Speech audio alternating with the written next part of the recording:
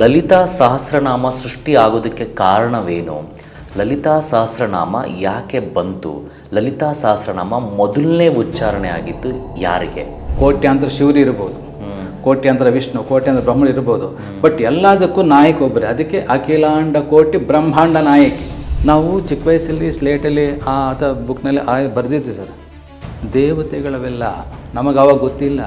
ಲಲಿತಾ ಸಹಸ್ರನಾಮದ ಒಂದೊಂದು ನಾಮದಲ್ಲಿ 100 ನಾಮಗಳು ಅಡಕವಾಗಿವೆ ಅಂತ ನಾವು ಊಹೆ ಮಾಡ್ಬೋದು. ಅಗಸ್ತ್ಯ ಮಹರ್ಷಿ ಅಂತ ಒಂದು ಸ್ಮರಣೆ ಮಾಡಿದ ದಿನ ನಮಗೇನೋ ಜ್ಞಾನ. ಈ ಆ್ಯಕ್ಚುಲಿ ಏನು ಸರ್ ಇದು ಶ್ರೀ ಮಾತ್ರೇ ನಮಃ ಅಂತಂದ್ರೆ? ನಾವು ಧ್ಯಾನದಲ್ಲಿ ಡೀಪ್ ಧ್ಯಾನದಲ್ಲಿ ಕೂತ್ಕೊಂಡಾಗ ಒಳಗಡೆ ನಮ್ಗೆ ಕೇಳಿಸುತ್ತೆ ಯಾವಾಗ ಓಂಕಾರ ಹೋಯಿತೋ ಈ ದೇಹ ಬಿದ್ದು. ನಮ್ಮ ಒಳಗಿರುವ ಓಂಕಾರವು ಈಶ್ವರತ್ವ ಜೊತೆಗೆ ಸೇರಿ ನಮ್ಮಲ್ಲಿ ಒಂದು ಜ್ಯೋತಿ ಕ್ರಿಯೇಟ್ ಆಗುತ್ತೆ. ತುರಿಯ ಸ್ಥಾನ ಅಂದರೆ ನಮ್ಮ ತಲೆಯಿಂದ ಸುಮಾರು 1 ಅಡಿ ಮೇಲೆ ಒಂದು ಎನರ್ಜಿ ಫೀಲ್ಡ್ ಇರುತ್ತೆ. ಈ ರೀತಿ ಆಸನರಾದ ಮಾತೆಗೆ ನಮಃ. ಶ್ರೀ ಮಾತೆ ನಮಃ. ಏನು ಸರ್ ಇದು ಶ್ರೀ ಮಾತ್ರೇ ನಮಃದಲ್ಲಿ ಇಷ್ಟು ನನಗೆ ಕೇಳ್ತಾ ಇದ್ದರೆ ಯಪ್ಪ ಇನ್ನು ಇಡೀ ಬ್ರಹ್ಮಾಂಡನ ಅರ್ಥ ಮಾಡ್ಕೊಳಕ್ಕೆ ಖಂಡಿತವಾಗ್ಲೂ ಯಾರ ಕೈಲೂ ಸಾಧ್ಯ ಇಲ್ಲ ಅನಿಸುತ್ತೆ. ಶ್ರೀ ಮಾತ್ರೇ ನಮಃ ಅನ್ನೋದು ಇಷ್ಟಿದೆ.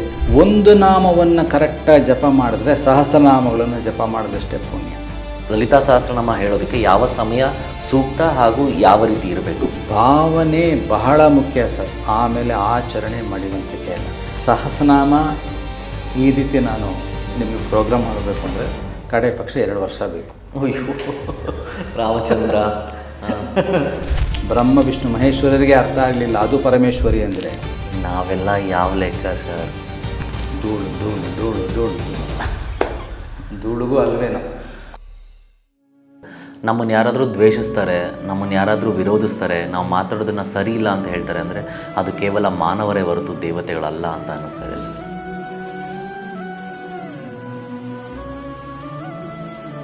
ನಾಡಿನ ಸಮಸ್ತ ಜನತೆಗೆ ಶ್ರೀ ಸಾಯಿ ಕೃಪಾ ಎಂಟರ್ಪ್ರೈಸಸ್ ವತಿಯಿಂದ ಆಯುಧ ಪೂಜಾ ಹಾಗೂ ದಸರಾ ಹಬ್ಬದ ಶುಭಾಶಯಗಳು. ಶುಭ ಕೋರುವವರು Shri Prakash KP, dealers in all solar water heater. ನಮಸ್ಕಾರ.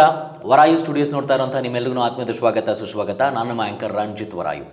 ಇವತ್ತಿನ ಈ ಒಂದು ಕಾರ್ಯಕ್ರಮ ಖಂಡಿತವಾಗ್ಲೂ ಅರ್ಥಪೂರ್ಣವಾಗದ್ದು ಹಾಗೂ ಪುಣ್ಯ ಮಾಡಿದ್ದೆ ಈ ವಿಚಾರದ ಬಗ್ಗೆ ನಾನು ಮಾತಾಡೋದಕ್ಕೆ. ಈ ಅಮ್ಮನವ್ರನ್ನ ಸ್ವಾಗತ ಮಾಡೋದಕ್ಕೆ ಒಂದು ಖಡ್ಗದ ಮುಖಾಂತರ ಸ್ವಾಗತ ಮಾಡಿದ್ರೆ ತುಂಬ ಖುಷಿ ಅಂತ ನನಗನ್ನಿಸ್ತಾ ಇದೆ. ಹಾಗಾಗಿ ಈ ಖಡ್ಗ ಅಮ್ಮನವರಿಗೆ ಸಮರ್ಪಣೆ. ಯಾದೇವಿ ಸರ್ವಭೂತೇಶು ಶಕ್ತಿ ರೂಪೇಣ ಸಂಸ್ಥಿತ ನಮಸ್ತಸ್ಯೈ ನಮೋ ನಮಃ. ಕೋಟಿ ಸೂರ್ಯ ಸರಸಾಟಿ ಪ್ರಕಾಶವು ದಗದಗ ದಗ್ಗೆಂದು ಮರಿಕೆ. ಕೈಲಿ ಧರಿಸಿದ ನಿನ್ನಿ ಖಡ್ಗವ ನೋಡಿದರೆ ತಳತಳ ತಳನೆ ಹೊಳೆಯೇ. ತ್ರಿಪುರ ಸುಂದರಿ ನಿನ್ನ ಪಾದಗಳ ಗೆಜ್ಜೆಗಳು ಜಣ ಜಣ್ಣೆಂದು ಜೈಂಕರಿಸೆ. ಅಂದವಾದ ನಿನ್ನಿ ಸುಂದರ ವದನವು ನಿಗನೆಗಲು. ಭೂತ ಬೇತಾಳ ಯಕ್ಷಿಣಿಯರು ಭುವನದಲ್ಲಿ ಸೇವೆಗೈಯಲು ಕೊಲ್ಲವಿರುವ ಶಾರದಾಂಬ ಸದ್ಗುಣ ನಿಖಿಲಾಂಬ. ಶ್ರೀ ಲಲಿತಾ ಪರಮೇಶ್ವರಿಯೇ ನಮಃ. ಈ ಖಡ್ಗ ಅಮ್ಮನವ್ರಿಗೆ ಸಮರ್ಪಿತವಾಯಿತು. ಇವತ್ತು ನಾವು ನಮ್ಮ ಕಾರ್ಯಕ್ರಮದಲ್ಲಿ ಶ್ರೀ ಲಲಿತಾ ಪರಮೇಶ್ವರಿ ಅಮ್ಮನವರ ಬಗ್ಗೆ, ಲಲಿತಾ ಪರಮೇಶ್ವರಿ ಅಮ್ಮ ಬಂದಿದ್ದ ಬಗ್ಗೆ, ಅಖಿಲಾಂಡ ಕೋಟಿ ಬ್ರಹ್ಮಾಂಡ ನಾಯಕಿ ಆಗಿದ್ರ ಬಗ್ಗೆ ನಾನು ಮಾತಾಡ್ತಾ ಇದ್ದೀನಿ. ಸೊ ಇವತ್ತು ನಮ್ಮ ಜೊತೆ ಎಂದಿನಂತೆ ನೀವೆಲ್ಲರೂ ಇಷ್ಟಪಡೋವಂಥವ್ರು ಹಾಗೂ ನೀವು ಎಷ್ಟೋ ಕಮೆಂಟ್ಗಳನ್ನ ಮಾಡಿ ಕೇಳಿದ್ದೀರಾ, ಚಂದನ್ ಸರ್ನ ಕರೆಸಿ ಮತ್ತೆ ಮಾತಾಡಿ ಅಂತ. ಸೊ ಚಂದನ್ ಸರ್ ಇವತ್ತು ನಮ್ಮ ಜೊತೆ ಇದ್ದಾರೆ. ಸುಮಾರು ಜನಕ್ಕೆ ಅಸ್ಟ್ರಾಲಜಿಯಲ್ಲಿ ದಾರಿ ತೋರಿಸ್ಕೊಟ್ಟು ವಾಸ್ತುಶಾಸ್ತ್ರದಲ್ಲಿ ಅವರದೇ ಆದ ಉನ್ನತವಾದ ಸ್ಥಿತಿಗೆ ಎಷ್ಟೋ ಜನ ಕರ್ಕೊಂಡು ಹೋಗಿದ್ದಾರೆ. ಸೊ ವಾಸ್ತುಶಾಸ್ತ್ರಜ್ಞರು ಹಾಗೂ ಜ್ಯೋತಿಷ್ಯರು ಮತ್ತು ಬ್ರಹ್ಮಾಂಡದ ಅಂಶಗಳನ್ನು ತಿಳಿಯುವಂಥ ಮಹನೀಯರು ಇವರು. ಸೊ ಇವರಿಗೆ ನಿಮ್ಮೆಲ್ಲರ ಪರವಾಗಿ ನಮ್ಮ ಕಾರ್ಯಕ್ರಮಕ್ಕೆ ಆತ್ಮೀಯದ ಸುಸ್ವಾಗತ ಸರ್ ನಿಮಗೆ. ನಮಸ್ಕಾರ ಸರ್. ಲಲಿತಾ ಪರಮೇಶ್ವರಿ ಅಮ್ಮನವರ ಕತೆ ಕೇಳಿದ್ರೆ ಎಷ್ಟೋ ಪಾಪಗಳು ಕಳೆಯುತ್ತೆ ಹಾಗೂ ಜನ್ಮ ಉದ್ಧಾರ ಆಗುತ್ತೆ ಅಂತ ಹೇಳ್ತಾರೆ. ನೀವು ಯಾವಾಗ ಬ್ರಹ್ಮನಲ್ಲಿ ಲಯವಾಗ್ತಿರೋ ಆಗ ಈಶ್ವರತ್ವದ ಜ್ಞಾನ ಬರುತ್ತೆ. ಅನುಭವ ಬೇಕು ಅಂದರೆ ಬ್ರಹ್ಮನಲ್ಲಿ ಲಯವಾಗಬೇಕು ಅಂದರೆ ಲಲಿತಾ ಸಹಸ್ರನಾಮ ಶಿವ ಸಹಸ್ರನಾಮಕ್ಕಿಂತ ಸರ್ವಶ್ರೇಷ್ಠ ಅಂತ ಬಂತು. ಯಾಕೆ ಸರ್ ಇಷ್ಟು ಪವರ್ಫುಲ್ ಅದು? ನೋಡಿ, ಆ ಸಹಸ್ರನಾಮಕ್ಕೆ ಇಷ್ಟು ಅರ್ಥ ಹೇಳುವಾಗ ಇನ್ನು ಸರ್ ನೀವು ನನ್ನಲ್ಲಿ ಒಂದು ಕಾಡೋ ಪ್ರಶ್ನೆ ಏನಪ್ಪ ಅಂತಂದರೆ, ಲಲಿತಾ ಸಹಸ್ರನಾಮ ಎಲ್ಲದಕ್ಕಿಂತ ಅತ್ಯಂತ ಶ್ರೇಷ್ಠ ಅಂತ ನಿಮ್ಮ ಇದು. ಗಂಡು ಮಕ್ಕಳಾಗಲಿ ಹೆಣ್ಮಕ್ಳಾಗಲಿ ಯಾರು ಬೇಕಾದರೂ ಕಲಿಬೋದು, ಹೇಳ್ಬೋದು ಅಂತ ಹೇಳ್ತಾರೆ. ಸುಮಾರು ಜನಕ್ಕೆ ಲಲಿತಾ ಸಹಸ್ರನಾಮ ಪಾರಾಯಣ ವಿಧಿ ನಿಯಮಗಳು ಗೊತ್ತು. ಆದರೆ ನನ್ನ ಪ್ರಶ್ನೆ ಇಲ್ಲಿ ಸರ್, ಲಲಿತಾ ಸಹಸ್ರನಾಮ ಸೃಷ್ಟಿ ಆಗೋದಕ್ಕೆ ಕಾರಣವೇನು? ಲಲಿತಾ ಸಹಸ್ರನಾಮ ಯಾಕೆ ಬಂತು? ಲಲಿತಾ ಸಹಸ್ರನಾಮ ಮೊದಲನೇ ಉಚ್ಚಾರಣೆ ಆಗಿದ್ದು ಯಾರಿಗೆ? ಯಾರಿಂದ ಬಂದಿತ್ತು ಅನ್ನೋದು ಉಪದೇಶ. ಉಪದೇಶ. ತುಂಬ ಗಾಢವಾದ ಪ್ರಶ್ನೆ, ಉತ್ತರ ಕೊಡೋಕ್ಕೆ ಅಷ್ಟೇ ಉತ್ಸುಕ. ತಿಳಿದಷ್ಟು ಪರಮೇಶ್ವರ ಕೃಪೆ ಕೊಟ್ಟಷ್ಟು. ನಿಮ್ಮ ಮೊದಲನೇ ಪ್ರಶ್ನೆ, ಲಲಿತಾ ಸಹಸ್ರನಾಮ ಹೇಗೆ ಉದ್ಭವವಾಯಿತು? ಫಸ್ಟ್ ಉದ್ಭವ ಅಂತ ತಗೊಳ್ಳು. ಇದಕ್ಕೆ ನಾನು ಶ್ರೀಚಕ್ರದ ವರ್ಣನೆ ಸ್ವಲ್ಪ ತಗೋಬೇಕಾಗುತ್ತೆ. ಶ್ರೀಚಕ್ರವನ್ನು ನವಾವರಣ ಅಂತ ಕರಿತೀವಿ. ಶ್ರೀಚಕ್ರದಲ್ಲಿ 9 ಆವರಣಗಳಿದೆ. ಮಧ್ಯ ಆವರಣ ಬಂದ್ಬಿಟ್ಟು ಸರ್ವಾನಂದಮಯ ಚಕ್ರ ಅಂದರೆ ಬಿಂದು ಅಂತ ಕರಿತೀವಿ. ನೀವು ಶ್ರೀಚಕ್ರ ನೋಡಿರ್ಬೋದು, ಒಂದು ತ್ರಿಕೋಣ ಸೆಂಟ್ರ್ನಲ್ಲಿ ಒಂದು ಚುಕ್ಕೆ ಇರುತ್ತೆ. ಆ ಬಿಂದುನೇ ಪರಮೇಶ್ವರಿಯ ಸ್ಥಾನ. ಬಿಂದು. ಆ ಬಿಂದು ಆದಮೇಲೆ ಒಂದು ತ್ರಿಕೋಣ ಬರುತ್ತೆ. ಆ ತ್ರಿಕೋಣದಲ್ಲಿ 3 ದೇವತೆಗಳಿರ್ತಾರೆ. ಶ್ರೀ ಕಾಮೇಶ್ವರಿ, ಶ್ರೀ ವಜ್ರೇಶ್ವರಿ, ಶ್ರೀ ಭಗಮಾಲಿನಿ. ಕಾಮೇಶ್ವರಿ, ವಜ್ರೇಶ್ವರಿ, ಭಗಮಾಲಿನಿ, ಮಧ್ಯದಲ್ಲಿ ಪರಮೇಶ್ವರಿ. ಈ 3 ಜನ ಏನಪ್ಪ ಅಂದರೆ ಅತಿ ರಹಸ್ಯ ಯೋಗಿನಿಯರು. ಅತಿ ರಹಸ್ಯ ಯೋಗಿನಿಯರು ಏನಪ್ಪ ಅಂದರೆ ಪರಮೇಶ್ವರಿಯ ಬಗ್ಗೆ ಪರಿಪೂರ್ಣವಾದ ರಹಸ್ಯವಾದ ವಿಚಾರಣೆ ತಿಳಿದುಕೊಳ್ಳೋದಕ್ಕೆ ಆ 3 ದೇವತೆಗಳು ಕಾಯ್ತಾ ಇರ್ತಾರೆ. ತಿಳಿದುಕೊಂಡವ್ರು ಅವರು ಮಾತ್ರ, ಬೇರೆ ಯಾರಿಗೂ ಗೊತ್ತಿಲ್ಲ. ಕಾಮೇಶ್ವರಿ, ವಜ್ರೇಶ್ವರಿ, ಭಗಮಾಲಿನಿ, ಅತಿ ರಹಸ್ಯ ನೀರು. ಇದಾದಮೇಲೆ ಅಷ್ಟದಳ ಅಂತ ಬರುತ್ತೆ. ಅಂದರೆ ಬಿಂದು ಪ್ರಥಮ ಚಕ್ರ, ತ್ರಿಕೋಣ ಎರಡನೇ ಚಕ್ರ, ಮೂರನೇದು ಬಂದ್ಬಿಟ್ಟು ಅಷ್ಟದಳ. ಈ ಅಷ್ಟ ಅಂದರೆ ಎಷ್ಟು? 8. ಆ 8 ದಳದಲ್ಲಿ 8 ಯೋಗಿನಿ ದೇವತೆಗಳಿರ್ತಾರೆ. ಅದನ್ನು ವಶಿನ್ಯಾದಿ ವಾಗ್ದೇವತೆಗಳು ಅಂತ ಕರೀತಾರೆ. ವಶಿನ್ಯಾದಿ ವಾಗ್ದೇವತೆಗಳಂದ್ರೆ ಯಾರು? ವಾಗ್ದಾನ ಕೊಡೋರು, ವಾಕನ್ನು ಕಲಿಸಿಕೊಡೋರು, ವಾಗ್ದಾನ ಕೊಡೋರು, ಅರ್ಥ ಹೇಳೋರು ವಶಿನ್ಯಾದಿ ವಾಗ್ದೇವತೆಗಳು. ಈ ವಶಿನ್ಯಾದಿ ವಾಗ್ದೇವತೆಗಳೇ ಪ್ರಥಮವಾಗಿ ಲಲಿತಾ ಸಹಸ್ರನಾಮ ಹೊರಗಡೆ ತಂದರು. ಇದು ಹೇಗೆ ತಂದರು ಅಂದರೆ ಮಣಿದ್ವೀಪ ಅಂತ. ಶ್ರೀಚಕ್ರಪುರ ಶ್ರೀಚಕ್ರಪುರ ಅಂದರೆ ಭೂಪ್ರಸ್ತಾರ ಅಂದರೆ ನೆಲದ ಮೇಲೆ ಹಾಸಿರೋ ಒಂದು ಚಕ್ರ. ಮೇರು ಚಕ್ರ ಸ್ಟೆಪ್ ಬೈ ಸ್ಟೆಪ್ ನೋಡಿರ್ಬೋದು ಮೇಲೆ, ಅದೇ ಮಣಿದ್ವೀಪ. ಮಣಿದ್ವೀಪ 18 ಅಂತಸ್ತುಗಳನ್ನು ತಗೊಳ್ಳೋಣ. ಮಣಿದ್ವೀಪ ಅಂತ ಅದರ ಬಗ್ಗೆ ತೊಗೊಂಡ್ರೆ ಅದು ತುಂಬ ವಿಶಾಲವಾದ ವಿಷಯ. ಮಣಿದ್ವೀಪದ 18ನೇ ಸ್ಥಾನ, ಜನರಲಾಗಿ ಹೇಳಬೇಕಂದ್ರೆ 18ನೇ ಫ್ಲೋರ್ ಅಂದ್ಕೊಳ್ಳಿ. ಅಲ್ಲಿ ಪರಮೇಶ್ವರಿ ಚಿಂತಾಮಣಿ ಗೃಹದಲ್ಲಿ ಕೂತಿರ್ತಾರೆ. ಚಿಂತಾಮಣಿ ಗೃಹದ ವರ್ಣನೆ ಅತಿ ಅದ್ಭುತ. ಈಗ ನಿಮ್ಮ ಪ್ರಶ್ನೆ ನೇರವಾಗಿ ಬಂದ್ಬಿಡ್ತಾ ಇದ್ದೀನಿ. ಚಿಂತಾಮಣಿ ಗೃಹದಲ್ಲಿ ಕೂತಿರ್ತಾರೆ. ಕೂತ್ಕೊಂಡು ಅದಕ್ಕೆ ಮುಂಚೆ ಈ ವಶಿನ್ಯಾದಿ ವಾಗ್ದೇವತೆಗಳು 8 ಜನ, ಯಾಕೆಂದರೆ ಅಷ್ಟದಳ, ಅಷ್ಟ ತ್ರಿಕೋಣ. ಆ ವಾಗ್ದೇವತೆಗಳು, ಅಮ್ಮ ನಿಮ್ಮ ಬಗ್ಗೆ ನಾವು ತಿಳಿದಷ್ಟು ಹೇಳಬೇಕು ಅಂತ ಕಾಯ್ತಾ ಇದ್ವಿ, ನಿಮ್ಮ ಅನುಮತಿ ಬೇಕು ಅಂತ ಕೇಳ್ತಾರೆ. ಆಗ ಪರಮೇಶ್ವರಿ ಮಣಿದ್ವೀಪದಲ್ಲಿ 18ನೇ ಆವರಣದಲ್ಲಿ ಕೂತ್ಕೊಂಡು ಪಂಚಬ್ರಹ್ಮಾಸನ ಸಿಂಹಾಸನ ಮೇಲೆ ಕೂತ್ಕೊಂಡಾಗ ಈ ಕಡೆ ಬಲಗಡೆಗೆ ಮತ್ತು ಎಡಗಡೆಗೆ ಶ್ಯಾಮಲಾದೇವಿ ಮತ್ತು ವಾರಾಹಿ ದೇವಿ ಅಂತ ಬರ್ತಾರೆ. ಪರಮೇಶ್ವರ ಅವರು ಪ್ರಧಾನ ರೂಪಗಳೇ. ಈ ಶ್ಯಾಮಲಾದೇವಿ ಬಂದ್ಬಿಟ್ಟು ಪರಮೇಶ್ವರಿಯ ಜ್ಞಾನ ರೂಪ. ವಾರಾಹಿ ದೇವಿ ಬಂದ್ಬಿಟ್ಟು ಪರಮೇಶ್ವರಿಯ ಅಖಂಡ ಶಕ್ತಿಯ ರೂಪ. ವಾರಾಹಿ ಮಹಾವಿಷ್ಣು ವರಾಹ ರೂಪ ನೋಡಿರ್ಬೋದು, ಅದೇ ಸ್ತ್ರೀ ರೂಪ. ಅಂದರೆ ವರಾಹ ರೂಪಕ್ಕೆ ಮುಂಚಿನ ರೂಪ ಇವೆಲ್ಲ, ವಿಷ್ಣುವಿಗಿಂತ ಮುಂಚೆ ವಾರಾಹಿ ರೂಪ. ಅವರಿಬ್ಬರು ಕೂತಿರ್ತಾರೆ. ಪಂಚಬ್ರಹ್ಮಾಸನ ಸೇತ ಮೇಲೆ ಪರಮೇಶ್ವರಿ ಕೂತಿರ್ತಾರೆ. ಆಗ ವಾಗ್ದೇವತೆಗಳು ಬಂದ್ಬಿಟ್ಟು ಪರಮೇಶ್ವರ ಮುಂದೆ ಕೂತ್ಕೋತಾರೆ. ಆ ಸಹಸ್ರನಾಮ ಕೇಳೋದಕ್ಕೆ, ಇನ್ನೂ ಸಹಸ್ರನಾಮ ಹೊರಗಡೆ ಬಂದಿಲ್ಲ.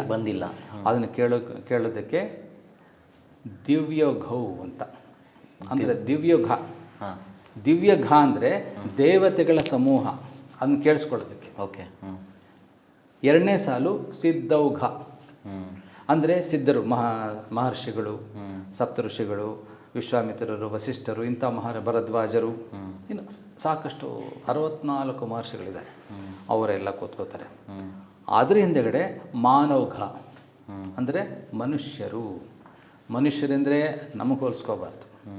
ದೈವಮಾನ. ಆದಿ ಶಂಕರಾಚಾರ್ಯರು ಆರ್ ಮಧ್ವಾಚಾರ್ಯರು ಅಥವಾ ರಾಮಾನುಜಾಚಾರ್ಯರು ಅಥವಾ ರಾಮಕೃಷ್ಣ ಪರಮಹಂಸರು, ರಮಣ ಮಹರ್ಷಿಗಳು, ಬಾಬಾ ಅಥವಾ ರಾಘವೇಂದ್ರ ಸ್ವಾಮಿಗಳು, ಇಂಥ ಮಹಾನ್ ಆವಾಗ ರಾಘವೇಂದ್ರ ಸ್ವಾಮಿಗಳಿದ್ರ, ಆಗ ಬಾಬಾ ಇದ್ರ, ಪ್ರಶ್ನೆ ಇಲ್ಲ. ನಾ ಹೇಳೋದು ಅಂತಹ ಪವಾಡ ಪುರುಷರು.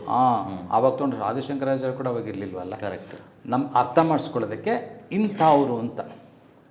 ದಿವ್ಯೌಘ, ಸಿದ್ಧೌಘ, ಮಾನೌಘ. ಇಲ್ಲಿ ಘ ಅಂದರೆ ಸಮೂಹ. ಅಲ್ಲಿ ಕೂತಿದ್ಯಾರು? ಪ್ರಥಮ ಮುಂದೆಗಡೆ ಕೂತಿದ್ಯಾರು? ಅಷ್ಟ ದೇವತೆಗಳು ಮತ್ತು ವರಾಹಿ. ದಿವ್ಯೌಘ ಅಂದರೆ ದೇವತಾ ಸಮೂಹ. ದೇವತಾ ಸಮೂಹ. ಕೋಟ್ಯಾಂತರ ಬ್ರಹ್ಮರು, ಕೋಟ್ಯಾಂತರ ವಿಷ್ಣು, ಕೋಟ್ಯಾಂತರ ಶಿವರು. ಇದು ಹೇಗೆ? ಬ್ರಹ್ಮ ವಿಷ್ಣು ತ್ರಿಮೂರ್ತಿಗಳು 3 ಜನ ಅಲ್ವಾ? ಇಲ್ಲಿ ಕೋಟ್ಯಾಂತರ ಅಂತ ಹೇಳ್ತಾ ಇದ್ವಲ್ಲ, ಅಂದರೆ ಅನೇಕ ಬ್ರಹ್ಮಾಂಡಗಳಿದೆ ಸರ್. ನಮ್ಮ ಒಂದು ವಿಶ್ವದಲ್ಲಿ ಅನೇಕ ಬ್ರಹ್ಮಾಂಡಗಳಿದೆ. ಒಂದೊಂದು ಬ್ರಹ್ಮಾಂಡಕ್ಕೆ ಒಬ್ಬ ಶಿವ, ಒಬ್ಬ ಬ್ರಹ್ಮ, ಒಬ್ಬ ವಿಷ್ಣು. ಒಂದೊಂದು ಬ್ರಹ್ಮಾಂಡಕ್ಕೆ ಒಂದೊಂದು ವಿಷ್ಣು ಅಂತ ತೊಗೊಂಡ್ರೆ ಕೋಟ್ಯಾಂತರ ವಿಷ್ಣು, ಕೋಟ್ಯಾಂತರ ಶಿವ, ಕೋಟ್ಯಾಂತರ ಬ್ರಹ್ಮರು ಇರ್ತಾರೆ. ಬಟ್ ಈ ಕೋಟ್ಯಾಂತರ ಬ್ರಹ್ಮಾಂಡಕ್ಕೂ ಅಖಿಲಾಂಡ ಕೋಟಿ ಬ್ರಹ್ಮಾಂಡ ನಾಯಕಿ ಒಬ್ಬರೇ. ಕೋಟ್ಯಾಂತರ ಶಿವರು ಇರ್ಬೋದು, ಕೋಟ್ಯಾಂತರ ವಿಷ್ಣು, ಕೋಟ್ಯಾಂತರ ಬ್ರಹ್ಮರು ಇರ್ಬೋದು, ಬಟ್ ಎಲ್ಲದಕ್ಕೂ ನಾಯಕ ಒಬ್ಬರೇ. ಅದಕ್ಕೆ ಅಖಿಲಾಂಡ ಕೋಟಿ ಬ್ರಹ್ಮಾಂಡ ನಾಯಕಿ.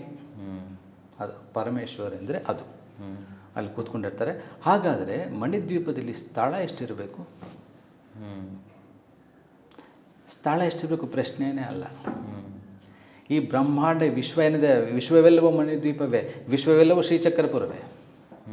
ಅದಕ್ಕೆ ಸೀಮಿತ ಇಲ್ಲ. ಆಕಾಶದಲ್ಲೆಲ್ಲೋ ಒಂದು ಕಡೆ ಮಣಿದ್ವೀಪ ಇದೆ, ಆಕಾಶದಲ್ಲೆಲ್ಲೋ ಶ್ರೀಚಕ್ರ ಒಂದು ಪೋರ್ಷನ್ ಇದೆ ಅಂತಲ್ಲ. ನಮಗೇನು ಕಾಣುತ್ತೆ ಎಲ್ಲವೂ ಶ್ರೀಚಕ್ರ. ನಮ್ಮ ಭೂಮಿ ಕೂಡ ಶ್ರೀಚಕ್ರ ಪ್ರಾರಂಭ ಹಂತದಲ್ಲೇ ಇದೆ. ನಾವು ಕೂಡ ಅದರಲ್ಲೇ ಇದ್ದೀವಿ. ಅದಕ್ಕೆ ಇದೆಲ್ಲ ಅರ್ಥಕ್ಕೆ ಪರಮ ಬುದ್ಧಿ ಬೇಕು ಅಂತದೆ. ಬುದ್ಧಿ ಪರಮ ತತ್ವಕ್ಕೆ ಹೋಗಬೇಕು. ಅಲ್ಲಿ ಕೂತ್ಕೊಂಡಾಗ ಈ ವಶಿನ್ಯಾದಿ ವಾಗ್ದೇವತೆಗಳು ಸಹಸ್ರನಾಮ ಹೇಳಕ್ಕೆ ಶುರು ಮಾಡ್ತಾರೆ, ಪ್ರಾರಂಭ ಮಾಡ್ತಾರೆ. ಪರಮೇಶ್ವರಿಯ ಒಂದು ಅನುಮತಿಯ ಮೇರೆಗೆ ಶುರು ಮಾಡ್ತಾರೆ. ಇಲ್ಲಿ ವಾಗ್ದೇವತೆಗಳು, ಈ ವಾಗ್ದೇವತೆಗಳು ಪರಮೇಶ್ವರಿಯಲ್ಲೇ ಇರುವಂಥ ದೇವತೆಗಳು ಹೊರಗಡೆ ಬರ್ತಾರೆ. ಓಕೆ. ಎಲ್ಲರೂ ಪರಮೇಶ್ವರಿ ಇರೋರೇ, ಹೊರಗಡೆ ಬರ್ತಾರೆ. ಸರಿ, ಈಗ ಈ ವಾಗ್ದೇವತೆಗಳು, ಈ ಅಷ್ಟ ವಶಿನ್ಯಾದಿ ವಾಗ್ದೇವತೆ 8 ಜನ, ಇವರು ಎಲ್ಲಿದ್ದರು ಅಂದರೆ, ಮೊದಲನೇ ವಾಗ್ದೇವತೆ ಮಾತೆಯ ಕಂಠದಿಂದ ಗೋಮಾಳೆ ಅಂತೀವಲ್ಲ, ಅಲ್ಲಿಂದ ಆಚೆ ಬರ್ತಾರೆ, ಅದರ ಅಂಶ. ಇನ್ನೊಂದು ವಾಗ್ದೇವತೆ, 2ನೇ ವಾಗ್ದೇವತೆ ಬಂದ್ಬಿಟ್ಟು, ಇವಾಗ ನಾನು ಅದಕ್ಕೆ ಮುಂಚೆ ಒಂದು ಹೇಳ್ಬಿಡ್ತೀನಿ. ಈಗ ನಮಗೆ ಮಾತಾಡೋಕ್ಕೆ ಸರ್ 8 ರೀತಿಯ ಒಂದು ಪ್ರಯತ್ನಗಳು ಬೇಕು.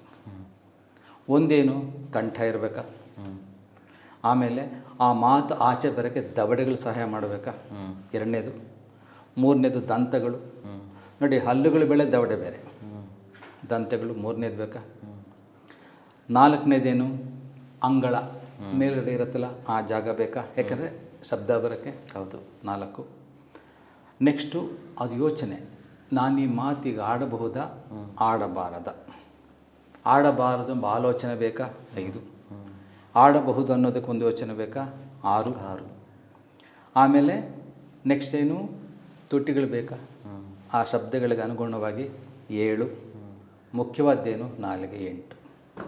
ಸರಿ, ಇದೇ ವಶಿನ್ಯಾದಿ ವಾಗ್ದೇವತೆಗಳು ನಮ್ಮಲ್ಲೂ ಅವರೇ ಇದ್ದಾರೆ. ಈ ರೀತಿ ಪರಮೇಶ್ವರಿಯ ಕಂಠದಿಂದ ಒಂದು ವಾಗ್ದೇವತೆ, ದವಡೆಗಳಿಂದ, ಹಲ್ಲುಗಳಿಂದ ಮತ್ತು ಅಂಗಳದಿಂದ, ತುಟಿಗಳಿಂದ ಹಾಗೂ ನಾಲಿಗೆಯಿಂದ ಮತ್ತು ಅಂತರ್ಯೋಚನೆ ಬಹಿರ್ಯೋಚನೆ ಮಾಡುವ ಶಕ್ತಿಗಳಿಂದ 8. ಈ 8 ವಶಿನ್ಯಾದಿ ವಾಗ್ದೇವತೆಗಳು. ಅದು ಇದನ್ನು ಇನ್ನೂ ಸ್ವಲ್ಪ ಹೇಳಬೇಕು ಅಂದರೆ, ನಮ್ಮ ಕನ್ನಡಾಕ್ಷರಗಳೇ ತಗೊಳ್ಳಿ. ಕನ್ನಡಾಕ್ಷರಗಳಂತಲ್ಲ, ಯಾವುದೇ ಭಾಷೆ, ಸಂಸ್ಕೃತನೇ ತಗೋಬೇಕು ನಾವು. ಆ ಕಾಲದಲ್ಲಿ ಸಂಸ್ಕೃತವೇ. ಈಗ ಆ ಇಂದ ಅಹಾವರೆಗೂ ಇದು ಮಾಡ್ತೀವಲ್ವ, ಅವರ್ಗ, ಆ ಈ ಇಲ್ಲಿಂದ ಅಹಾವರೆಗೂ, ಅದು ಒಂದು ದೇವತೆ. ನಾವು ಚಿಕ್ಕ ವಯಸ್ಸಲ್ಲಿ ಸ್ಲೇಟಲ್ಲಿ ಅಥವಾ ಬುಕ್ನಲ್ಲಿ ಬರೆದಿದ್ವಿ ಸರ್. ಖಂಡಿತ. ದೇವತೆಗಳವೆಲ್ಲ ನಮಗೆ ಆವಾಗ ಗೊತ್ತಿಲ್ಲ. ಗೊತ್ತಿದ್ದರೆ ಇನ್ನು ಭಕ್ತಿಯಿಂದ ಕಲಿತಾ ಇದ್ವಿ ನಾವು ಭಾಷೆನ. ಆ ಈ ಆ ಬ್ರಹ್ಮ, ಆ ಪರಬ್ರಹ್ಮ, ಹಿಂಗೋಗುತ್ತೆ. ಅಹಾವರೆಗೂ ಹೋಗುತ್ತೆ ಸರ್. ಈ ಈಶ್ವರ, ಈ ಈಶ್ವರ ಪ್ರತಿಯೊಂದು ತತ್ವ ಅಕ್ಷರಮಾಲೆನೂ ಭಗವಂತನಿಗೆ ಸಂಬಂಧಪಡುವಂತೆ. ಆ ಇಂದ ಅಹಾವರೆಗೂ ಪ್ರಥಮ ದೇವತೆ ವಾಗ್ದೇವತೆ. ಆಮೇಲೇನು ಕಕ್ಕ ಗಗ್ಗಾಣ ಎರಡನೇ ದೇವತೆ. ಕಚಟ ತಪ, ಕಕ್ಕ ಗಗಣ ಚಚ ಜಜಣ ರತದನ ಪಪ ಬಬನ ಎರಲವ ಶಸಸಳ 8 ಭಾಗ ಬಂತು. ಎಲ್ಲ ವಶಿನಿಂದ ವಾಗ್ದೇವತೆಗಳು. ಆ ವಶಿನಿಂದ ವಾಗ್ದೇವತೆಗಳು ನಾವು ನೋಡಿ ಇವಾಗ ಮಾತಾಡ್ತಾ ಇದ್ದೀವಿ. ಈ ಪ್ರತಿ ಮಾತು ಈ ವರ್ಗಗಳಿಂದಲೇ ಇರೋ ಅಕ್ಷರಗಳೇ ತಾನೇ.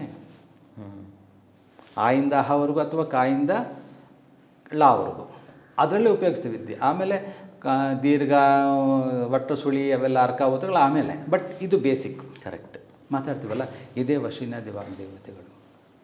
ಅದು ಬಂದು ಲಲಿತಾ ಅವರು ಬಂದ್ಬಿಟ್ಟು ಲಲಿತಾ ಸಹಸ್ರವನ್ನು ಹೇಳ್ತಾ ಹೋಗ್ತಾರೆ. ಹೇಳ್ತಾ ಹೋದಾಗ ಆವಾಗ ಶಿವನಿಗೂ ವಿಷ್ಣುವಿಗೂ ತ್ರಿಮೂರ್ತಿಗಳಿಗೂ ಮುಕ್ಕೋಟಿ ದೇವತೆಗಳಿಗೂ ಅದರ ಹಿಂದೆ ಕೂತಿದ್ದಂಥ ಮಹರ್ಷಿಗಳಿಗೂ ಅದನ್ನು ಸಿದ್ಧೌಘ ಅಂತ ಕರಿತೀವಿ. ಆಮೇಲೆ ಅದರಿಂದ ಕೂತಿದ್ದ ಮಾನವಘ ಮಹಾತ್ಮರ ಒಂದು ಸಮೂಹ ಅರ್ಥ ಆಗ್ತಾ ಹೋಗುತ್ತೆ. ಇದರಲ್ಲಿ ಇನ್ನೊಂದಿದೆ, ಕೆಲವು ಗ್ರಂಥಗಳಲ್ಲಿ ಓದಿದ್ದು, ನಮ್ಮ ಗುರೂಜಿ ಕೆಲವು ಹೇಳಿದ್ದು, ಸುಮಾರು ಲಕ್ಷನಾಮಗಳು ಹೇಳಿದ್ರು ಅಂತ. ಸಹಸ್ರನಾಮ ಅಲ್ಲ, ಲಕ್ಷನಾಮಗಳು ಹೇಳಿದಾಗ ಆ ದೇವತಾ ಸಮೂಹಕ್ಕೆ ವಶಿನ್ಯಾದಿವಾಗ ದೇವತೆ ಹೇಳಿದ್ದೇನು ಲಕ್ಷನಾಮಗಳು. ಲಕ್ಷನಾಮ ಆ ದಿವ್ಯೌಘ ಅಂತೀವಲ್ಲ, ದೇವತೆಗಳಿಗೆ ಅರ್ಥ ಆಗಿದ್ದು ಕೇವಲ ಸುಮಾರು 75,000 ನಾಮಗಳು ಅಂತ. ಅವ್ರಿಗೆ 25,000 ಅರ್ಥ ಆಗಲಿಲ್ವಂತೆ.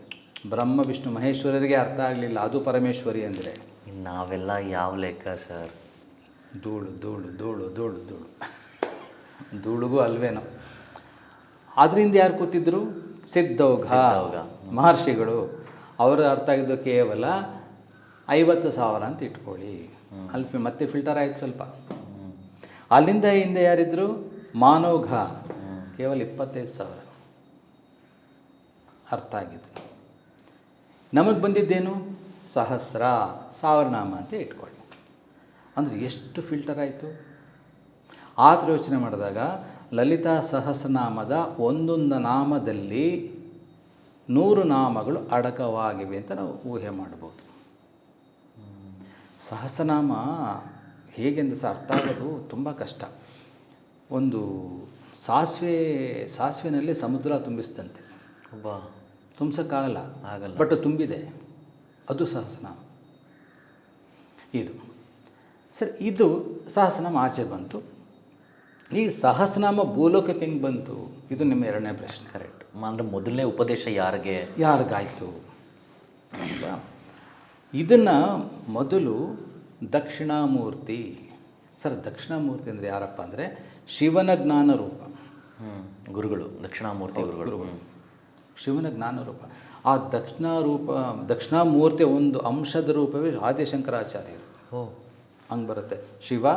ಶಿವನಿಂದ ದಕ್ಷಿಣಾಮೂರ್ತಿ, ದಕ್ಷಿಣಾಮೂರ್ತಿಯಿಂದ ಆದಿಶಂಕರಾಚಾರ್ಯರು. ಸರ್, ಅದೇ ದಕ್ಷಿಣಾಮೂರ್ತಿಗಳಿಗೆ ಫಸ್ಟ್ ಸಹಸ್ರನಾಮ ಸಿಕ್ತು. ಸರಿ, ಇನ್ನೊಂದು ಸಹಸ್ರನಾಮಗಳನ್ನ ಸೂತ್ರಗಳು ಅಂತ ಕರಿತೀವಿ. ಸೂತ್ರ ಅಂದರೆ ಫಾರ್ಮುಲಾ ಸಿಕ್ಬಿಟ್ರೆ ನಮ್ಗೆ ಎಲ್ಲರಿಗೂ ಅರ್ಥ ಆಗಲ್ಲ. ಫಾರ್ಮುಲಾ ಅದಕ್ಕೆ ಬಿಡಿಸೋನ್ ಬೇಕು. ಅಂದರೆ ಏನು? ಸೂತ್ರ ಹೇಳಿದ್ರೆ ಅರ್ಥ ಆಗಲ್ಲ, ಅದಕ್ಕೆ ಭಾಷ್ಯ ಬೇಕು. ಭಾಷ್ಯ ಅಂದರೆ ಏನು? ಒಂದು ಪದಕ್ಕೆ ಅರ್ಥ ಬರಿತೀವಲ್ಲ, ಭಾವಾರ್ಥ, ಅದು ಭಾಷ್ಯ. ದಕ್ಷಿಣಾಮೂರ್ತಿಗಳು ಸೂತ್ರಗಳನ್ನು ಹೇಳಿದರು. ಲಲಿತಾ ಸಹಸ್ರನಾಮ ಸೂತ್ರಗಳನ್ನು ಹೇಳಿದಾಗ ವಿಷ್ಣು ಜ್ಞಾನರೂಪವಾದ ಶ್ರೀ ಹಯಗ್ರೀವ ಸ್ವಾಮಿಗಳು ಭಾಷ್ಯವನ್ನು ಬರೆದರು. ನೋಡಿ, ಸೂತ್ರಗಳು ಎಲ್ಲಿಂದ ಬಂತು? ಲಲಿತಾ ಸಹಸ್ರನಾಮದ ಸೂತ್ರಗಳು ದಕ್ಷಿಣಾಮೂರ್ತಿಯಿಂದ ಬಂತು. ಅದನ್ನು ಹಯಗ್ರೀವ ಸ್ವಾಮಿಗಳು ಅದಕ್ಕೆ ಭಾಷ್ಯ ಬರೆದರು. ಅಂದರೆ ಶ್ರೀಮಾತ್ರಿಂದ ಇದಪ್ಪ, ಇದು ಇದು ಇದು ಅನ್ನೋ ರೀತಿಯಲ್ಲಿ ಅರ್ಥ ಮಾಡ್ತಾ ಅದನ್ನು ಬರೆದರು. ಹಾಗಾಗಿ ಇವಾಗಲೂ ಸಹ ವಿದ್ಯಾಭ್ಯಾಸಕ್ಕೆ ಹಯಗ್ರೀವನ ನಾವು ಪೂಜೆ ಮಾಡಿದಷ್ಟು ಮಕ್ಕಳಿಗೆ ತುಂಬ ವಿದ್ಯಾಭ್ಯಾಸ ಬರುತ್ತೆ ಅಂತ. ಜ್ಞಾನ ದೇವತೆಗಳು, ದಕ್ಷಿಣಾಮೂರ್ತಿ ಜ್ಞಾನ ದೇವತೆ, ಹಯಗ್ರೀವ ಸ್ವಾಮಿಗಳು ಜ್ಞಾನ ದೇವತೆ, ಸರಸ್ವತಿ ಮಾತೆ, ಗಣಪತಿ, ಇವರೆಲ್ಲ ಜ್ಞಾನ ದೇವತೆಗಳು. ಬಟ್ ಈ ವಿಷಯ ಬಂದಾಗ ಸಹಸ್ರನಾಮ ಬಂದಾಗ ದಕ್ಷಿಣಾಮೂರ್ತಿಗಳು, ಅಲ್ಲಿಂದ ಸೂತ್ರ ಹೇಳಿದ್ದು ದಕ್ಷಿಣಾಮೂರ್ತಿಗಳು, ಅದಕ್ಕೆ ಭಾಷ್ಯ ವಿವರಣೆ ಕೊಟ್ಟವರು ಹಯಗ್ರೀವ ಸ್ವಾಮಿಗಳು. ಹಯಗ್ರೀವ ಸ್ವಾಮಿಗಳಿಗೆ ಬಂತು. ಭೂಲೋಕದಲ್ಲಿ ಹೇಳೋರಿಗೆ ಯಾರು? ಹೇಗೆ ಹೇಳಿದ್ರೆ ಅಗಸ್ತ್ಯ ಮಹರ್ಷಿಗಳು. ಅಗಸ್ತ್ಯ ಮಹರ್ಷಿಗಳನ್ನ ಸರ್ ನೆನೆಸ್ಕೊಳ್ಳೋದೇ ಒಂದು ಮಹಾಪುಣ್ಯ. ಅಗಸ್ತ್ಯ ಮಹರ್ಷಿಗಳಂದರೆ ಒಂದು ಋಷಿ ರೂಪದ ಮುಕ್ಕೋಟಿ ದೇವತಾ ಸ್ವರೂಪ ಅಂತ ಕೂಡ ಹೇಳ್ಬಿಡ್ಬೋದು. ಶಿವನೇ ಅಗಸ್ತ್ಯ ಮಹರ್ಷಿಗಳ ರೂಪ ತಾಳಿದಾರೋ, ವಿಷ್ಣುವೇ ತಾಳಿದಾರೋ, ಬ್ರಹ್ಮನೇ ತಾಳಿದಾರೋ ಗೊತ್ತಿಲ್ಲ, ಅಂಥ ಒಂದು ಮಹರ್ಷಿ.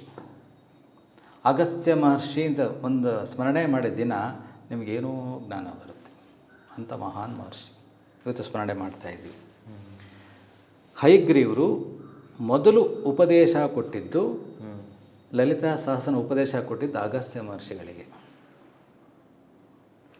ಅಗಸ್ತ್ಯ ಮಹರ್ಷಿಗಳಿಂದ ನಮಗೆಲ್ಲ ಬಂತು. ಇಡೀ ಮಾನವ ಜನಾಂಗಕ್ಕೆ ನಮಗೆ ಸಿಕ್ಕಿದೆ. ಎಷ್ಟು ಸಿಕ್ಕಿದೆ? ಕೇವಲ ಲಕ್ಷನಾಮಗಳಲ್ಲಿ ಸಾವಿರನಾಮ ಮಾತ್ರ ನಮಗೆ ಸಿಕ್ಕಿದೆ. ಅದನ್ನು ಅರ್ಥ ಮಾಡ್ಕೊಳೋ ಅಷ್ಟೇ ಶಕ್ತಿ ನಮಗಿರೋವಂಥದ್ದು. ಅದು ಇನ್ನೂ ಅರ್ಥ ಆಗಿದೆಯಲ್ಲ ಗೊತ್ತಿಲ್ಲ ಸರ್. ಹೌದು, ಖಂಡಿತ ಇಲ್ಲ.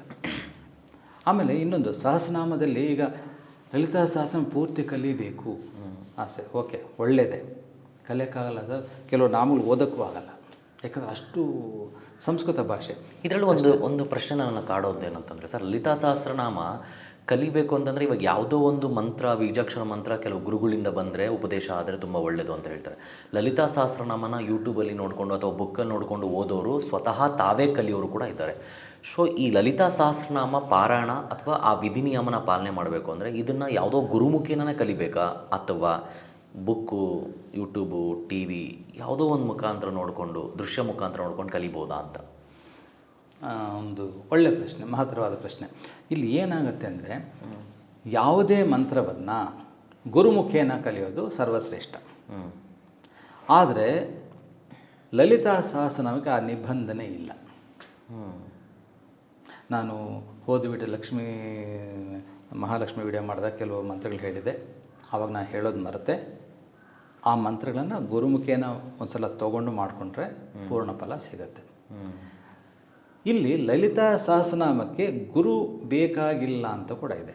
ಯಾಕಂದ್ರೆ ಜಗನ್ಮಾತೆ ಸರ್, ನಾವೆಲ್ಲ ಮಕ್ಕಳು, ನಾವು ಆ ತಾಯಿನ ಪ್ರೀತಿಸದೆ ಹೋಗ್ಬೋದೇನೋ, ಆ ತಾಯಿ ನಮ್ಮನ್ನು ಪ್ರೀತಿಸ್ತಾರೆ. ಅದಕ್ಕೆ ಲಲಿತಾ ಸಹಸ್ರನಾಮಕ್ಕೆ ಉಪದೇಶ ಬೇಕಾಗಿಲ್ಲ. ಆದರೆ ಲಲಿತಾ ತ್ರಿಶತಿಗೆ ಉಪದೇಶ ಬೇಕು. ಏನು ವ್ಯತ್ಯಾಸ ಸರ್ ಲಲಿತಾ ಸಹಸ್ರನಾಮ ಮತ್ತು ತ್ರಿಶತಿಗೆ? ಇನ್ನಷ್ಟು ರಹಸ್ಯ. ಅದಕ್ಕೆ ಬೇಕು, ಉಪದೇಶ ಬೇಕೇ ಬೇಕು.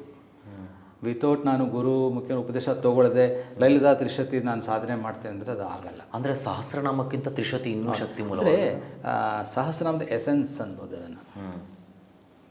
ಅದಕ್ಕೋಸ್ಕರ ತ್ರಿಶತಿಗೆ ಉಪದೇಶ ಬೇಕು, ದೇವಿ ಖಡ್ಗಮಾಲಕ್ಕೆ ಉಪದೇಶ ಬೇಕು, ಶ್ರೀವಿದ್ಯೆಗೆ ಉಪದೇಶ ಬೇಕು. ಸಹಸ್ರನಾಮಕ್ಕೆ ಭಕ್ತಿ ಪ್ರೀತಿ ಇದ್ದರೆ ಸಾಕು, ಯಾರು ಬೇಕಾದ್ರೂ ಹೇಳ್ಬೋದು ಅಂತ ಮಾತನ್ನೇ ಹೇಳಿದ್ದಾರೆ ಅಂತ ಕೆಲವು ಗ್ರಂಥಗಳಲ್ಲಿದೆ. ನಮ್ಮ ಗುರುಜನು ಅದೇ ಹೇಳಿದ್ದಾರೆ. ಸಹಸ್ರನಾಮಕ್ಕೆ ಅದು ಫ್ರೀ, ಹೇಳಿ, ಯೂಟ್ಯೂಬಲ್ಲಿ ಕೇಳಿಸ್ಕೊಂಡಾದರೂ ಹೇಳಿ, ನೀವೇ ಕಲಿತಾದರೂ ಹೇಳಿ. ಅಂದರೆ ಆದಷ್ಟು ಸ್ಪಷ್ಟ ಉಚ್ಚಾರಣೆ ಆದಷ್ಟು ಇರಲಿ. ಕೆಲವು ಸಲ ಕೆಲವು ನಾಮಗಳು ತಿರುಗೋದೇ ಇಲ್ಲ ಅಂದ್ಕೊಳ್ಳಿ, ಒಂದು ನಾಮ ಇಟ್ಕೊಳ್ಳಿ ಸಾಕು. ಶ್ರೀಮಾತ್ರೇ ನಮಃ ಅದನ್ನೇ 1000 ಸಲ ಹೇಳಿ ಸಾಕು. ಅಂದರೆ ಅದಷ್ಟೇ ಪವಿತ್ರವಾದ. ಈ ಆ್ಯಕ್ಚುಲಿ ಏನು ಸರ್ ಇದು ಶ್ರೀ ಮಾತ್ರೇ ನಮಃ ಅಂತಂದರೆ? ಅಂದರೆ ಎಲ್ಲದಕ್ಕೂ ಮೂಲನಾ ಮಂತ್ರ ಅಥವಾ ಏನದರ ಅರ್ಥ ಅಂತ ಸರ್? ಇದು ಸಹಸ್ರನಾಮ ವಿವರಣೆಯಲ್ಲಿ ಬರುತ್ತದು, ಆದರೂ ಹೇಳ್ತೀನಿ ನೋಡಿ. ಪ್ರಥಮ ನಾಮ ಶ್ರೀ ಮಾತ್ರೇ ನಮಃ, ಕಡೆ ನಾಮ ಏನು? ಶ್ರೀ ಲಲಿತಾಂಬಿಕಾಯೈ ನಮಃ. ಅಂಬಿಕಾ ಅಂದರೂ ತಾಯಿ, ಇಲ್ಲಿ ಮಾತ್ರ ತಾಯಿ, ಮಧ್ಯೆ ತಾಯಿ ಏನು ಅಂತ ಹೇಳೋದೆ ಮಿಕ್ಕಿದ 998 ನಾಮಗಳು. ಶ್ರೀ ಮಾತ್ರೇ ನಮಃ. ಶ್ರೀ ಶ್ರೀ ಅಂದರೆ ಏನು ಸರ್? ಇಲ್ಲಿಂದ ತಗೋಬೇಕು.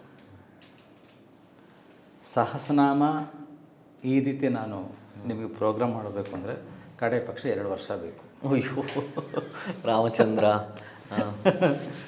ಓಕೆ, ಕೇಳಿದ್ದಕ್ಕೆ ಒಂದು ನಾಮದ ಹೇಳ್ತೀನಿ. ಶ್ರೀ ಶ್ರೀಲೇನಿದೆ ಶಕಾರ, ರಕಾರ, ಈಕಾರ. ಶ್ರೀ ಅಕ್ಷರ ಅನುಸ್ವಾರ ಸೇರಿದ ಶ್ರೀ ಹಂಗಾರೆ ಇಲ್ಲಿ ಶ್ರೀಮಾತ್ರೇ ನಮಃ ಇದೆ, ಶ್ರೀಮ್ ಇಲ್ವಲ್ಲ ಅಂತ ಪ್ರಶ್ನೆ ಬರುತ್ತೆ ಸಾಧಾರಣವಾಗಿ. ಇಲ್ಲ, ಅಲ್ಲೂ ಕೂಡ ಶ್ರೀಮ್ ಇದೆ. ಹೇಗೆ? ಶ್ರೀಮಾತ್ರೇ ನಮಃ, ಮಾ ಸೇರಿದೆ ಅಲ್ಲಿ. ಶ್ರೀಮ್ ಒಂದೇ ಬರುತ್ತಲ್ಲಿ, ಒಂದೇ ಬರುತ್ತೆ.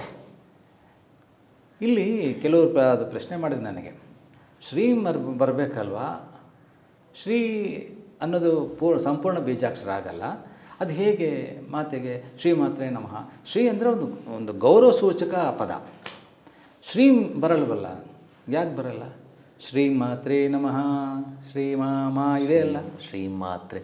ಶ್ರೀ ಅನ್ನೋದು ಆ್ಯಕ್ಚುಲಿಯಾಗಿ ಪ್ರೊನೌನ್ಸ್ ಆಗುತ್ತೆ ಸರ್. ಶ್ರೀಮಾತ್ರೇ ನಮಃ, ಶ್ರೀಮಾತ್ರೇ ನಮಃ, ಅದನ್ನು ಕೇಳೊಬ್ಬ ಚಪ್ಪಾಳೆ ಹೊಡ್ಬಿಟ್ಟು, ಹೆಂಗೆ ತಕ್ಷಣ ಹೆಂಗೆ ಹೇಳ್ಬಿಟ್ರಿ ಅಂತ.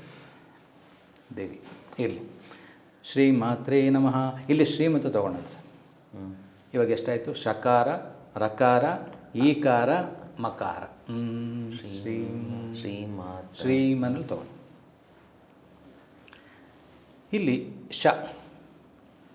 ಶಾಗೆ ಮೊದಲ ಅಕ್ಷರ ಏನು? ಶಾ ಇಲ್ಲಿಂದ ಹುಡ್ತು.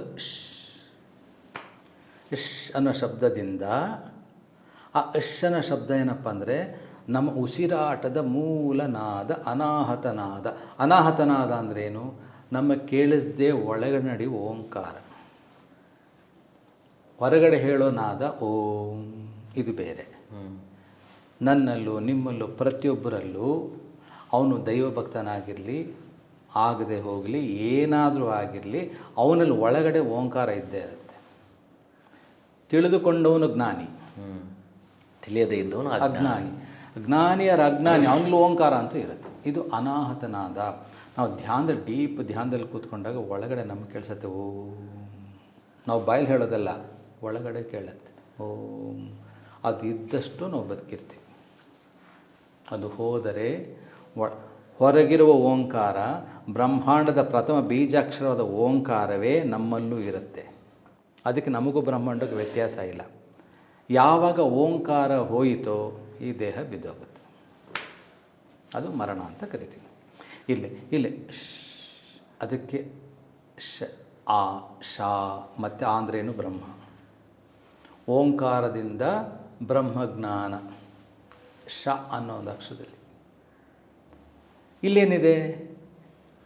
ಶ್ರೀ ಫಸ್ಟ್ ಶೀ ತಗೊಳ್ಳೋಣ. ಮತ್ತು ಈಶ್ವರತ್ವ. ರಕಾರ ಓತು ಬರುತ್ತಲ್ಲ, ಶ್ರೀ ಕನ್ನಡದಲ್ಲೇ ತಗೊಳ್ಳೋಣ. ರಕಾರ ಬರುತ್ತೆ. ರಾ ಅಂದರೆ ಅಗ್ನಿಬೀಜಾಕ್ಷರ. ಆವಾಗಲೇ ಆ ಶ್ರೀ ಹೇಳೋಷ್ಟರಲ್ಲಿ ನಮ್ಮ ಒಳಗಿರುವ ಓಂಕಾರವು ಈಶ್ವರತ್ವ ಜೊತೆಗೆ ಸೇರಿ ನಮ್ಮಲ್ಲೊಂದು ಜ್ಯೋತಿ ಕ್ರಿಯೇಟ್ ಆಗುತ್ತೆ. ಆಗ ನಮಗೆ ಈ ಆಜ್ಞಾಚಕ್ರದಲ್ಲಿ, ಇದು ಆಜ್ಞಾಚಕ್ರ, ಒಳಗಡೆ ಒಂದು ಜ್ಯೋತಿ ಕಾಣಿಸೋಕ್ಕೆ ಶುರುವಾಗುತ್ತೆ. ಶ್ರೀ ಪಕ್ಕದಲ್ಲಿ 0 ಅಂದರೆ ಮಕಾರ, ಶ್ರೀಂ ಸೌಂಡು. ಅದೇನಾಗುತ್ತೆ?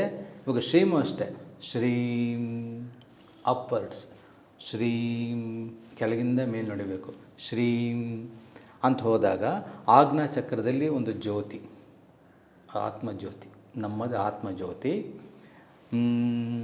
ನಮ್ಮ ಸಹಸ್ರಾರ ದಾಟಿ ತುರ್ಯಸ್ಥಾನ ಅಂತೀವಿ. ತುರ್ಯಸ್ಥಾನ ಅಂದರೆ ನಮ್ಮ ತಲೆಯಿಂದ ಸುಮಾರು 1 ಅಡಿ ಮೇಲೆ ಒಂದು ಎನರ್ಜಿ ಫೀಲ್ಡ್ ಇರುತ್ತೆ. ಅಲ್ಲಿ ಈ ಧ್ಯಾನದಲ್ಲಿ ಒಬ್ಬರಿಗೂ ಈಗಲೂ ಇದ್ದೇ ಇರುತ್ತೆ. ಸಾಧಕರಿಗೆ ಅರಿವಾಗುತ್ತೆ ಸರ್, ಇವೆಲ್ಲ ಸಾಮಾನ್ಯರಿಗೆ ಅರಿವಾಗಲ್ಲ. ನೀವು ಕೂತ್ಕೊಂಡು ಸಾಧನೆ ಮಾಡಿದ್ರೆ ನಿಮಗೆ ಅದು ಅರಿವಾಗುತ್ತೆ.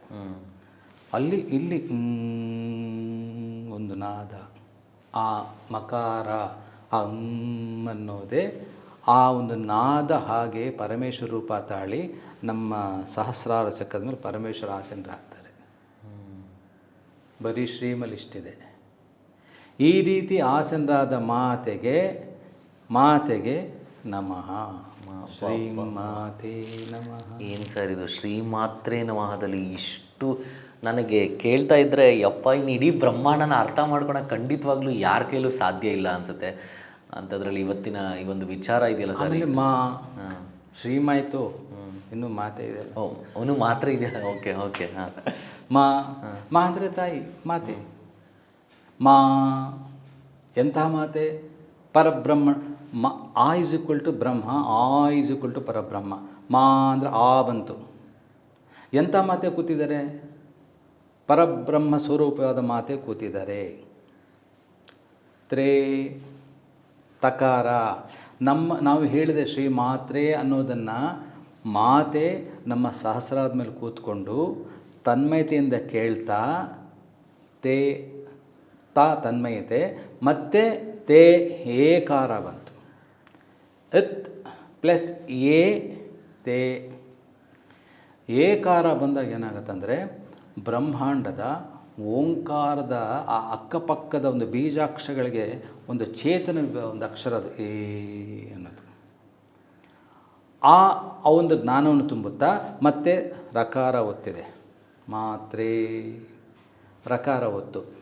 ರಕಾರ ಅಂದರೆ ಮತ್ತೆ ಅಗ್ನಿ ಬೀಜಾಕ್ಷರ ಮತ್ತು ಸಂಪೂರ್ಣ ಬೀಜಾಕ್ಷರ. ಆ ಸಂಪೂರ್ಣದ ಜ್ಞಾನವನ್ನು ನಮ್ಮಲ್ಲಿ ತುಂಬುತ್ತಾರೆ. ಶ್ರೀ ಮಾತ್ರೇ ನಮಃ ಅನ್ನೋದು ಇಷ್ಟಿದೆ. ಒಂದು ನಾಮವನ್ನು ಕರೆಕ್ಟಾಗಿ ಜಪ ಮಾಡಿದ್ರೆ ಸಹಸ್ರನಾಮಗಳನ್ನು ಜಪ ಮಾಡಿದಷ್ಟೇ ಪುಣ್ಯ.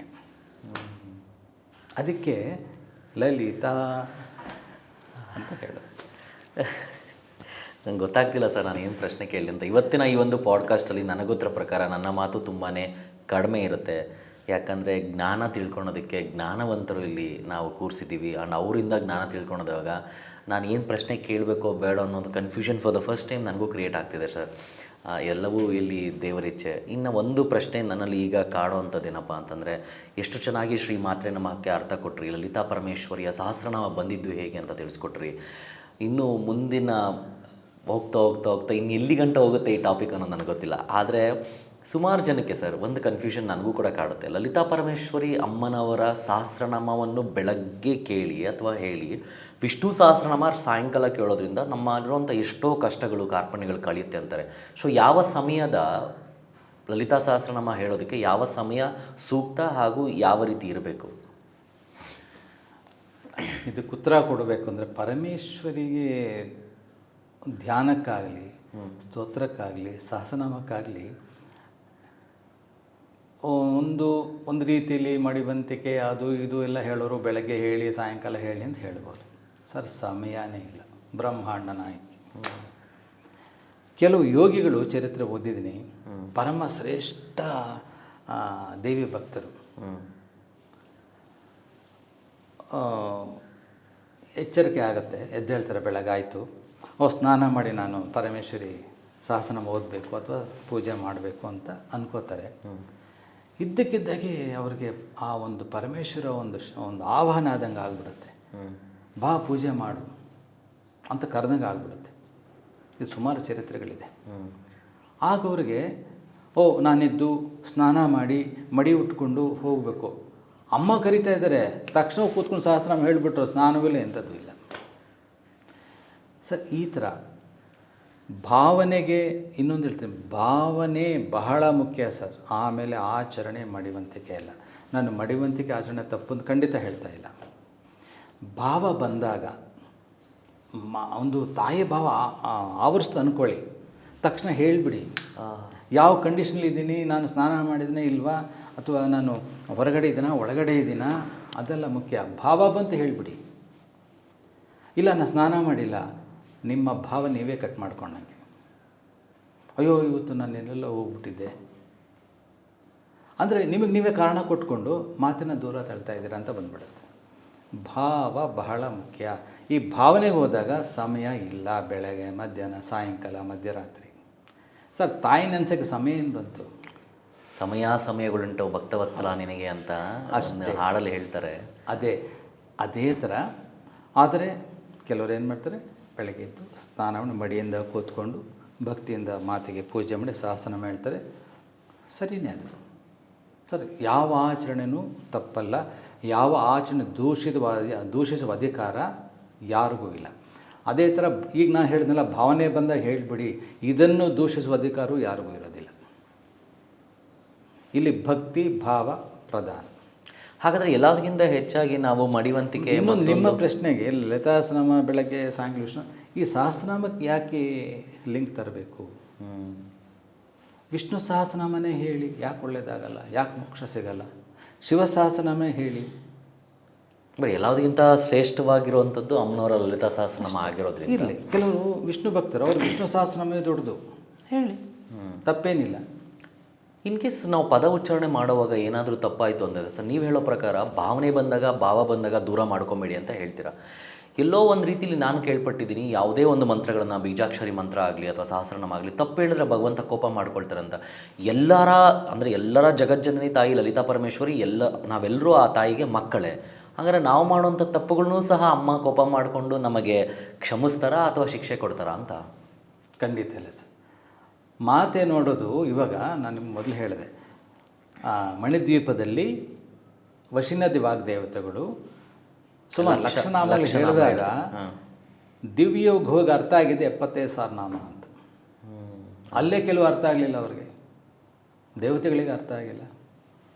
ಸಿದ್ಧೌಘು ಅವ್ರಿಗೂ ಅರ್ಥ ಆಗಲಿಲ್ಲ, ಕೆಲವು ಮಾನವ್ಗೂ ಅವ್ರಿಗೂ ಅರ್ಥ ಆಗಲಿಲ್ಲ. ಹೀಗಿರುವಾಗ ನಮಗೆ ಪೂರ್ತಿ ಅರ್ಥ ಆಗಬೇಕು ಅಂತೇನಿದೆ ಸರ್. ಈ ಪಾಡ್ಕಾಸ್ಟಿಂದ ನಾನು ನಿಜವಾಗ್ಲೂ ಯಾಕಂದರೆ ನಿಮ್ಮ ಹತ್ರ ಮಾತಾಡಿದಾಗ ಹಾಗೂ ಹಲವಾರು ಜ್ಞಾನಿಗಳನ್ನು ಇಲ್ಲಿ ಕೂರಿಸಿದಾಗ ನನ್ನಲ್ಲಿ ಆಗ್ತಿರೋಂಥ ಒಂದು ಬದಲಾವಣೆ, ಹಾಗೂ ಇವಾಗ ನಿಮ್ಮಿಂದ ನಾನೊಂದು ಕಲ್ತಿದ್ದು, ಆ ಭಾವನೆ ಬಂದಾಗ ಭಗವಂತನ ನೆನೆಸ್ಕೊ ಅಂತ ಹೇಳಿದ್ರಲ್ಲ, ಅದು ಆ್ಯಕ್ಚುಲಿ ಎಷ್ಟು ಸತ್ಯ ಅನ್ನಿಸ್ತು ಅಂದರೆ, ನಾನೇ ಎಲ್ಲೋ ಒಂದೊಂದು ಸತಿ ಇಲ್ಲ ನಾನು ಸ್ನಾನ ಮಾಡಿಕೊಂಡು ಕೈ ಮುಗಿಬೇಕು, ಸೂರ್ಯ ನಮಸ್ಕಾರ ಆಗಲಿ ಮತ್ತೊಂದಾಗಲಿ, ಭಾವನೆಗಳಿಗೆ ಅಡೆತಡೆ ಹಾಕ್ಕೊಳ್ತಿದ್ದೆ.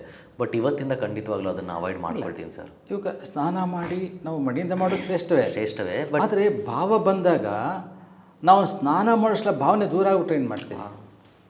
ಆ ಭಕ್ತಿಯ ಪರವಶನೇ ಇರಲ್ಲ. ಇರಲ್ಲ. ದೇಹ ಶುದ್ಧಿ ಇಟ್ಕೊಂಡು ಏನು ಮಾಡೋದು ಅವಾಗ? ಅದಕ್ಕಿಂತ ಇದು ಮುಖ್ಯ. ಇದು ದೇಹ ಶುದ್ಧಿ. ಭಾವನೆ ಯಾವಾಗ ಬರುತ್ತೆ? ನಿಮ್ಮ ಒಳಗಿನ ಶುದ್ಧಿಯನ್ನು ದೇವಿ ಅಮ್ಮನವ್ರು ನೋಡಿ ಬಂದಿದ್ದಾರೆ, ನನ್ನ ನೆನೆಸ್ಬಿಡ ಇವಾಗ ನೀನು ಅಂತ. ನೀವು ಅಮ್ಮನವರೇ ಬಂದು, ಅಮ್ಮನವರೋ ವಿಷ್ಣುವೋ ಶಿವನೋ ಗಣಪತಿಯೋ ಯಾವುದೇ ದೇವತೆ ಬಂದು ನಿಮಗೊಂದು ಆ ಒಂದು ಸ್ಫೂರ್ತಿಯ ಭಾವ ಬಂದಾಗ ತೊಗೊಂಬಿಡ್ಬೇಕು. ಆ ದೇವತೆ ಗೊತ್ತೋದು, ನೀವು ಸ್ನಾನ ಮಾಡೋದು ಗೊತ್ತು ತಾನೇ. ಆ ದೇವತೆಗೆ ಗೊತ್ತಿರೋ, ಇವನು ಸ್ನಾನ ಮಾಡಿಲ್ಲ, ಇವನಿಗೆ ನಾನೀಗ ಹೋಗಬಾರ್ದು ಅಂತ ಇದ್ದರೆ ಆ ಭಾವ ದೇವತೆ ಬರೆಸೋದಿಲ್ಲ ತಾನೇ. ಮತ್ತು ಯಾಕೆ ಯೋಚನೆ ಮಾಡ್ತೀರಾ? ಮಾಡಿಬಿಡಿ. ಒಟ್ಟಿನಲ್ಲಿ ಈ ಮಾತನ್ನೆಲ್ಲ ಕೇಳಿದ್ಮೇಲೆ ಸರ್, ನಮ್ಮನ್ನು ಯಾರಾದರೂ ದ್ವೇಷಿಸ್ತಾರೆ, ನಮ್ಮನ್ನು ಯಾರಾದರೂ ವಿರೋಧಿಸ್ತಾರೆ, ನಾವು ಮಾತಾಡೋದನ್ನು ಸರಿ ಇಲ್ಲ ಅಂತ ಹೇಳ್ತಾರೆ ಅಂದರೆ ಅದು ಕೇವಲ ಮಾನವರೇ ಹೊರತು ದೇವತೆಗಳಲ್ಲ ಅಂತ ಅನ್ನಿಸ್ತಾರೆ. ಅಲ್ಲ ಸರ್, ಈಗ ದೇವತೆಗಳಲ್ಲೇ ಹೆಚ್ಚು ಕಡಿಮೆ ಮಾತಾಡ್ತಾರೆ. ಶಿವನೇ ದೊಡ್ಡವನು, ಇದೇ ದೊಡ್ಡ ತರ್ಕ. ವಿಷ್ಣುವು ದೊಡ್ಡವನು. ಇವೆಲ್ಲ ಅಜ್ಞಾನಿಗಳಾಡೋ ಮಾತು. ನಿಜವಾದ ಜ್ಞಾನಿ ಯಾವ ದೇವತೆಯನ್ನು ಕಡಿಮೆಯಾಗಿ ಮಾತಾಡಲ್ಲ, ನೋಡೋದಿಲ್ಲ. ಸರ್ವವು ಒಂದೇ ಅನ್ನೋ ಭಾವ. ನನ್ನ ಪ್ರಶ್ನೆಗಳು ನನಗೆ ಗೊತ್ತಿರೋ ಪ್ರಕಾರ ಸರ್ ಮುಖಾಂತರ, ಅವರ ಸಹಾಯದಿಂದ ಹಾಗೂ ನನ್ನ ಒಂದಷ್ಟು ವಿಚಾರಧಾರೆಯಿಂದ ನಾನು ಒಂದು 16 ಪ್ರಶ್ನೆಗಳು ಹಾಕೊಂಡ್ಬಂದಿದ್ದೀನಿ. ಕೇಳಿದ 2 ಪ್ರಶ್ನೆಗೆ ನನಗೆ ಗೊತ್ತಿರೋ ಪ್ರಕಾರ ಒಂದು ಎಪಿಸೋಡ್ ಆಯಿತು ಸರ್. ಇನ್ನಷ್ಟು ಮತ್ತಷ್ಟು ತಿಳಿಯೋಣ ಈ ವಿಚಾರಧಾರೆಯನ್ನು ದಾರೆ ಎರೆಯುತ್ತಾ ನಿಮ್ಮೆಲ್ರಿಗೂ ಜ್ಞಾನ ಸಿಗಲಿ ಅನ್ನೋದೇ ಈ ಕಾರ್ಯಕ್ರಮದ ಉದ್ದೇಶ. ಒಂದಂತೂ ಸತ್ಯ, ಸರ್ ಹೇಳ್ದಂಗೆ ಎಲ್ಲಿ ಭಕ್ತಿ ಇರುತ್ತೋ, ಎಲ್ಲಿ ನಿಷ್ಕಲ್ಮಶವಾದ ಮನಸ್ಸಿರುತ್ತೋ, ಅವರಿಗೆ, ಅವರ ದೇಹಕ್ಕೆ, ಆ ವ್ಯಕ್ತಿತ್ವಕ್ಕೆ ಪರಮಾತ್ಮ ಯಾವಾಗಲೂ ಒಲಿತಾನೆ. ಅಂಥ ಪರಮಾತ್ಮನನ್ನು ಸೃಷ್ಟಿ ಮಾಡಿರುವಂಥ ಪರಮೇಶ್ವರಿ ಬಗ್ಗೆ ನಾವು ಮಾತಾಡ್ತಾ ಇದ್ದೀವಿ ಅಂತಂದರೆ ಇನ್ನೆಷ್ಟು ಪುಣ್ಯಪ್ರದವಾದ ಕೆಲಸ ನಾವು ಮಾಡ್ತಾ ಇರೋದು ಅಂತ ನನಗನ್ಸುತ್ತೆ. ಈ ಪುಣ್ಯಪ್ರದವಾದ ಕೆಲಸಕ್ಕೆ ಸಹಕಾರ ಕೊಟ್ಟು ಬೆಂಬಲವಾಗಿ ಆಶೀರ್ವಾದದೊಂದಿಗೆ ನಮ್ಮ ಜೊತೆ ಇರೋರೆ ನಮ್ಮ ಚಂದನ್ ಸರ್ನ ಕಾಂಟ್ಯಾಕ್ಟ್ ಮಾಡಬೇಕು ಅಂದರೆ ಖಂಡಿತವಾಗ್ಲೂ ನಾನು ಕೊಡೋವಂಥ ನಂಬರ್ಗಳಿಗೆ ಕಾಂಟ್ಯಾಕ್ಟ್ ಮುಖಾಂತರ ಮಾಡ್ಬೋದು. ಒಳ್ಳೆಯ ಆಸ್ಟ್ರಾಲಜರು, ವಾಸ್ತುಶಾಸ್ತ್ರಜ್ಞರು, ನಿಮ್ಮ ಮನೆಯಲ್ಲಿರೋ ವಾಸ್ತುನ ಪಕ್ವವಾಗಿ ಕಡಾಖಂಡಿತವಾಗಿ ಹಿಂಗೆ ಅಂತ ಹೇಳ್ತಾರೆ. ಇನ್ನು ಲಲಿತಾ ಪರಮೇಶ್ವರಿ ಅಮ್ಮನವರ ಬಗ್ಗೆ, ವಿಚಾರದ ಬಗ್ಗೆ ಇನ್ನಷ್ಟು ಮತ್ತಷ್ಟು ತಿಳಿಯೋಣ. ತುಂಬ ಇಂಟ್ರೆಸ್ಟಿಂಗ್ ಪಾಯಿಂಟ್ಗಳನ್ನ ನಾವು ನಿಮಗೆ ತಿಳಿಸ್ತೀವಿ. ಆದರೆ ಅದಕ್ಕಿಂತ ಮುಂಚೆ ನೀವು ಕಾಯಲೇಬೇಕು ನೆಕ್ಸ್ಟ್ ಎಪಿಸೋಡ್ಗೆ. ವೆಯ್ಟ್ ಮಾಡ್ತಾ ಇರ್ತೀರಲ್ವಾ?